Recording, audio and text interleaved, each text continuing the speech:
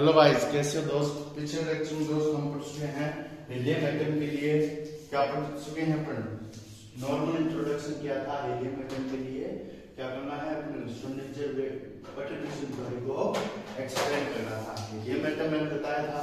Helium atom में क्या होता है, दो इलेक्ट्रॉन और एक प्रोटॉन। ठीक है, प्रोटॉन और इलेक्ट्रॉन के मध्य होता है। हीलियम एटम कितने पे आता है? हाइड्रोजन दो पे आता है। तो दो पे आता है तो इसका मतलब क्या, इसके पास दो इलेक्ट्रॉन है, दो प्रोटॉन है।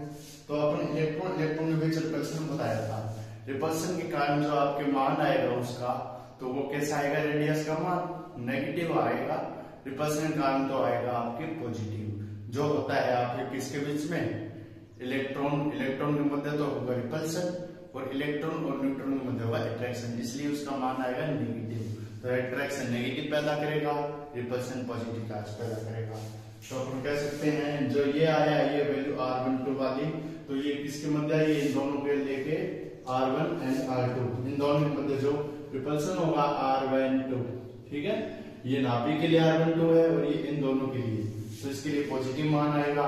और इसके लिए पोटेंशियल एनर्जी आएगी Z² R1 मान नेगेटिव, क्योंकि अट्रैक्शन है न्यूक्लियस और आपके इलेक्ट्रॉन के बीच में। इसमें भी क्या आएगा, नेगेटिव मान आएगा। तो कंट्रीब्यूशन थ्योरी हीलियम एटम के लिए मैंने इंट्रोडक्शन लिखा दिया है, उसमें बता दिया है हीलियम एटम को दो मास होने के कारण आप उस मास को M1 है लिखकर रिड्यूस मास के रूप में भी लिख सकते हैं। ठीक है, ये प्रकार का और ये हीलियम एटम को अपन दर्शा रहे हैं इसके माध्यम से। कंट्रीब्यूशन थ्योरी में अपन दो प्रकार के कंसेप्ट पढ़े थे, कंट्रीब्यूटेड और अनकंट्रीब्यूटेड। उनके लिए एनर्जी भी यहाँ पर निकालेंगे, वेव फंक्शन उनके लिए निकालेंगे और H नॉट का मान निकालेंगे। तो बहुत बड़ा इक्वेशन होने वाला है, इसलिए एक पार्ट में आज का और अगले पार्ट में कल का, तो दो लेक्चर में मैं इसको कंप्लीट करने की कोशिश करूंगा। तो देखिए यहाँ पर अपने पास ये सभी कुछ मामला है, ये अलग कर चुके हैं अपन। अब ये भी अपन समझ में आ गया किस प्रकार से आया है। अब इसके बाद पोटेंशियल एनर्जी होगी, वो सभी एनर्जी की टोटलिंग होगी। R1 रेडियस, R2 रेडियस और R12 सभी टोटलिंग करेंगे। तो R1 का मान रख देंगे, R1 का मान रख दिया, R2 का मान रख देंगे, प्लस माइनस माइनस हो जाएगा, प्लस का ये प्लस का था, ये प्लस का रहेगा, जिसको A डेश इक्वेशन नाम देते हैं। दूसरी क्या लिखेंगे, पोटेंशियल एनर्जी लिख दी। श्रोडिंगर वेव इक्वेशन में याद करें मेरे भाई, दो इक्वेशन लिखते थे जिसमें अपन सबसे पहले काइनेटिक और पोटेंशियल एनर्जी की इक्वेशन याद करते थे। तो काइनेटिक एनर्जी के लिए अपन क्या लिखेंगे, H nought two M nought, H square two M nought minus H square two M nought. और जब ये दो इक्वेशन है, इसको और इसको डेल स्क्वायर के इक्वल और इसको डेल वन स्क्वायर, ये क्या है, लाप्लासियन ऑपरेटर है, इसलिए इसको डेल मान सकते हैं अपन।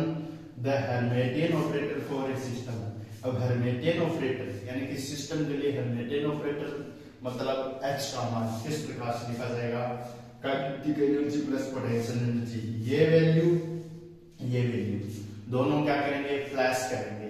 तो जो प्लस है वो तो प्लस में रह जाएगा, जो माइनस है वो माइनस में हो जाएगा, यानी प्लस माइनस माइनस। तो वैल्यू रख दे, तो H equal to H nought two M nought square del H square del square del T square. ठीक है, del one square del two T square, यही वैल्यू रखी है। काइनेटिक एनर्जी पहले लिख दी या पोटेंशियल एनर्जी रख दे, कोई फर्क नहीं पड़ेगा।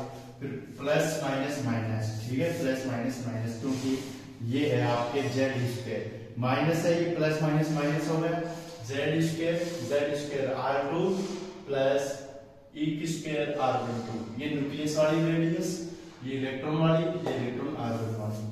The wave function for a uncontributed system के लिए बताएंगे तो हर्मिटियन के लिए अपने होता था S sin बराबर E sin। तो ये क्या है, श्रोडिंगर की सबसे छोटी रूट की इक्वेशन है। तो AC और AC अपन इसमें बनाएंगे इसके इक्वल। तो देखिए wave function for two electron system, दो इलेक्ट्रॉन सिस्टम के लिए वेव फंक्शन इस प्रकार लिख देंगे, S sin का, S sin में H का मान रख देंगे, फिर sin का, फिर E का मान रख देंगे, फिर sin का। ठीक है, तो H की जगह अपन हर्मिटियन ऑपरेटर H का मान ये निकाला है अपन ने, ये सारी वैल्यू रखेंगे। तो H square 2M del square, ठीक है, del square 1 square del 2 square minus Z square R1 minus Z square R2 plus E square upon R12 बड़ा ब्रैकेट, इसके बाद साइन H साइन आ गया वैल्यू। अब इसके इक्वल E साइन, ये E sign, ठीक है। ये क्या है, एनर्जी। साई क्या है, वेव फंक्शन।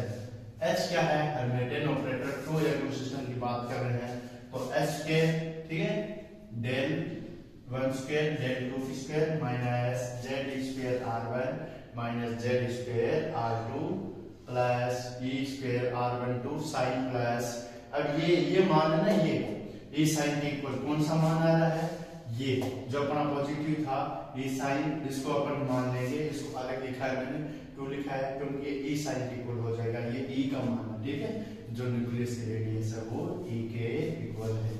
ये सभी अपने पास क्या थी, वैल्यू थी, किसकी वैल्यू थी, न्यूक्लियस की रेडियस की, R1 की रेडियस की, तो ये अपने पास है वैल्यू थी। और डेल वन स्क्वायर और डेल टू स्क्वायर क्या है, लाप्लासियन ऑपरेटर है। कौन सा ऑपरेटर है, लाप्लासियन ऑपरेटर है। तो हम नॉट लिख लिया, वेव फंक्शन आ गया टू इलेक्ट्रॉन सिस्टम के लिए एच स्क्वायर बड़ा, और टू एम नॉट बड़ा ये आ गया। तो इसके आगे अपने जो वैल्यू आई है इसको इक्वेशन नंबर सी नाम दे देंगे। फिर इसके बाद अपन क्या करेंगे, हैमिल्टोनियन ऑपरेटर की फॉर्म में लिखेंगे, जिसमें अपन पर्टिकुलर सिस्टम में करते थे, जैसे H equal to H nought plus H1, यानी एक तो है अनपर्ट्रिब्यूटेड वाला, एक पर्ट्रिब्यूटेड। अब इन दोनों के लिए अपन क्या निकालेंगे, वेव फंक्शन निकालेंगे, ठीक है, और फिर आगे और होगा, ठीक है। इसके लिए अपन क्या निकाल देते हैं, आज वेव फंक्शन निकाल देंगे और आइगन वैल्यू भी निकाल देंगे। देखिए किस प्रकार से निकालेंगे। अब देखिए स्टूडेंट, इसमें क्या करना है, अपने पास ये आगे थे अपने पास h square two m not del h square del two की square z square are one और z square are two, psi e psi के बराबर जो वैल्यू लिखी थी वो आ गई थी, और ये क्या था, साइन प्लस, यहाँ पर एक प्लस है, ठीक है, e square psi r one two e psi. तो अपन क्या करते हैं, इसकी वैल्यू रखेंगे, ये न्यूक्लियस की रेडियस है, ये इलेक्ट्रॉन की रेडियस है, जो अट्रैक्शन की मध्य है बता रहा है, और ये इसके रिपल्शन की मध्य बता रहा है। अब इसकी हैमिल्टोनियन फॉर्म के मध्य रखना है, जैसे अपना ने फर्स्ट ऑर्डर इक्वेशन निकाला था एनर्जी, उसमें सबसे पहली इक्वेशन ये आई थी, H equal to H nought H1, तो H nought unperturbed Hamiltonian operator है, और H1 पर्ट्रिब्यूटेड हैमिल्टोनियन ऑपरेटर है। देखते जाइए, H नॉट का मान ये लिखूंगा मैं, H नॉट अनपर्ट्रिब्यूटेड मान कितना निकल के आया है, ये जो ये क्या बता रहा है, kinetic energy del one del two square, ये पोटेंशियल एनर्जी का मान है, ये इक्वेशन ई।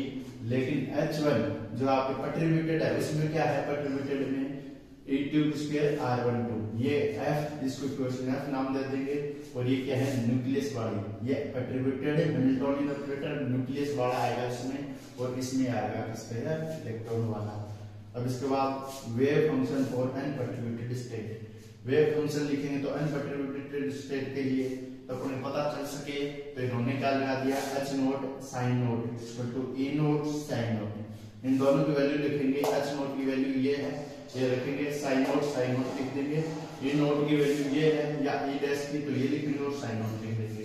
तो देखिए किस प्रकार से लिखेंगे, minus h square two m, जो सबसे पहले वैल्यू लिखी थी, ठीक है, minus h square two m not, तो minus square two m not, not को टाके del one square del two square minus Z square are one minus Z square are two.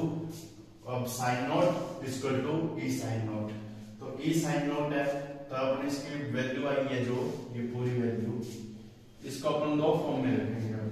Sign note है उसको अपन लिख सकते हैं साइन वन नोट और sign to note, दो पार्टिकल की बात करें इसलिए दो फंक्शन होंगे, इसलिए इसको इक्वेशन नंबर एक नाम दे देंगे।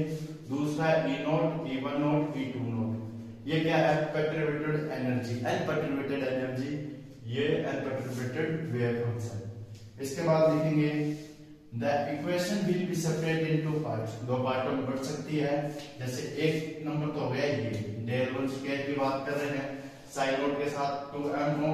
अब की बात जो h नोट था जो आपकी नेगेटिव था, मैं इसको नीचे ले जाऊंगा, इसका व्युत्क्रम लूंगा, तो 2m नोट ऊपर आ जाएगा, और h नोट जो नेगेटिव वाला था वो भाग में जाके प्लस में हो जाएगा, plus e2 note square z square r1 e2 note square, ये रहा e2 नोट स्क्वायर z, ये किसके लिए बात कर रहे हैं, डेल वन स्क्वायर के लिए। इसकी एनर्जी लिखी है अनपर्ट्रिब्यूटेड सिस्टम की सेकंड वाले, z square r1 sine one nought equal to 0, इसको b नंबर इक्वेशन नाम दिया।